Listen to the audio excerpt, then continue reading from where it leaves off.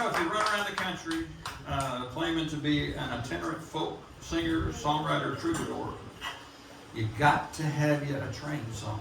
That's your bona fides. You can't do this without no train song. Well, I got one. Back at the turn of the century, the real one, not this fake one we just had. You know, the fastest thing going, land, sea, or air, was a steam train. Those rail lines didn't make much money, they claimed, off of passenger traffic. Amtrak claims the same thing today, but I looked at the schedule and I ain't buying it. But one of the most lucrative contracts they could get was the U.S. mail contract, and it was a really strange contract. It was not like most government contracts that are let out in a back room on a wink and a nod, you know, for an extended period at an exorbitant rate. The way they awarded these contracts is every year they would publish the routes between which they needed the mail carried by rail and the price they were going to pay. And whoever had track along that route would run a timed race to see who could run it the fastest, and they would get the contract for the coming year. Coming year only. They did this every year. Well, in 1901, Jacksonville had burned almost completely to the ground. You know, the mattress fire had just about wiped that town out. And they were looking for something to be excited about, some good news. Well, they announced that they were going to run a timed race down from Savannah, Georgia to Jacksonville, Florida. The plant and the Seaboard lines had track in that area, and they signed up to run the race. Seaboard line took off, man, they were doing good. They were making great time. Plant engine, not so much. Plant engine takes off and gets about as far as me to Larry back there and breaks down. Now this is a timed race. They don't let you start over. You got to figure out something. So they pushed that engine off onto a spur, brought up another engine, clock's running, and they take off. Now the Seaboard line gets word by wire what's going on. You know, we're going tortoise and hare now, man, because we got this in the bag. They failed to take one thing into consideration. That second engine that came up was being piloted by an old guy named Henry Gage. And this old boy knew what he was doing. This was not his first rodeo. He got that thing fired up, and when he crossed the Florida-Georgia line coming into Jacksonville, he set a new land speed record in 1901 at 120 miles an hour. Now, in 1901, that is cooking. That's just flow of traffic on 95 today, but back then, that was fast. This is called steam train.